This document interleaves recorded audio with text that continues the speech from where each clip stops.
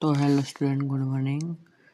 તો આજનો આપણો વિડીયો છે કે સિલેબસ કઈ રીતે કયા ચેપ્ટરમાંથી કેટલા માર્ક્સનું પૂછાશે.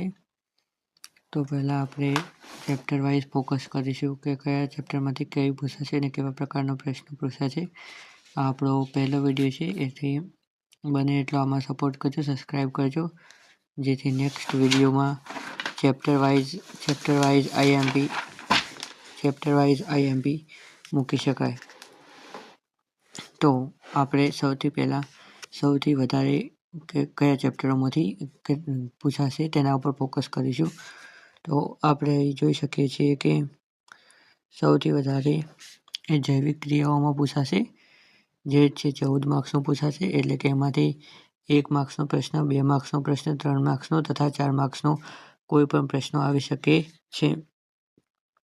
આપણે જોઈ શકીએ કે જે આ બધા પ્રશ્નો છે, જે આ જે 6 ચેપ્ટર છે એમાંથી મોટાભાગે 1 માર્ક્સનો, 2 માર્ક્સનો કે 3-4 માર્ક્સનો કોઈ બી પ્રશ્ન આવી શકે છે. એટલે આ પ્રથમ જે 6 ચેપ્ટર છે એ પૂરેપૂરા કરવા, તેની એક પણ લાઈન છોડવી નહીં. બધા જ જે દાખલા કહી શકાય કે કંઈ પણ આકૃતિ બધું જ તૈયાર કરી લેવું આ 6 ચેપ્ટરનું.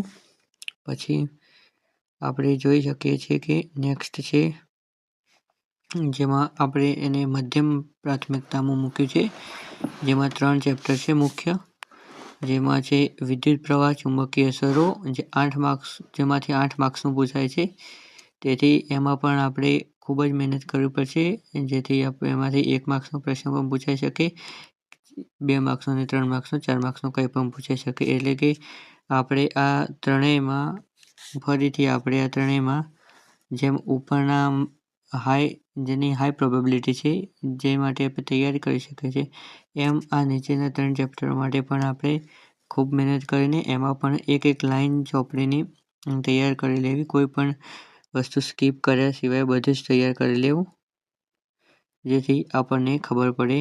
ચલો, આ 3 પણ કમ્પ્લીટ તૈયાર કરવાના છે, જેથી મેક્સિમમ માર્ક્સ લાવી શકાય. હવે આપણે નીચે જઈએ તો હવે આવે છે નીચી માધ્યમિકતા, જેમાંથી 5-6 માર્ક્સનું પૂછાય, પણ આપણે તેને સ્કીપ ના કરી શકીએ. જેમાંથી 4 માર્ક્સના પ્રશ્નો પૂછવાની સંભાવના ઓછી હોય છે, પણ તો પણ 4 માર્ક્સના પ્રશ્નો આપણે તેમાંથી જોઈ લેવાના.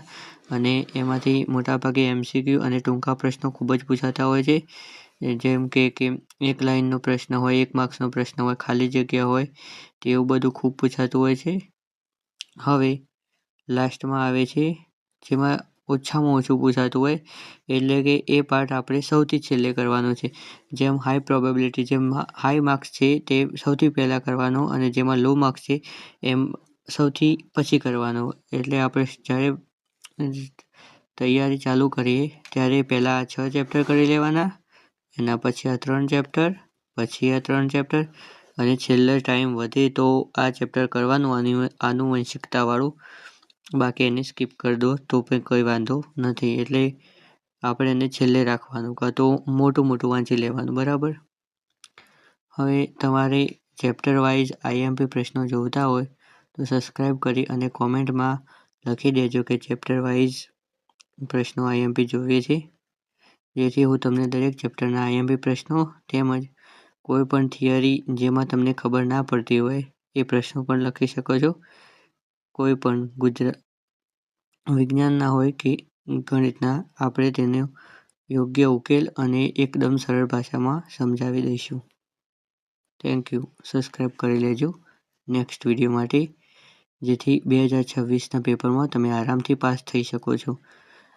પ્રશ્નોની સાથે જવાબનું પણ સંપૂર્ણ સોલ્યુશન આપવામાં આવશે. હવે નેક્સ્ટ સિરીઝમાં એક ચેપ્ટર કરીને બધા ચેપ્ટરના આઈએમપી પ્રશ્નો મૂકવામાં આવશે.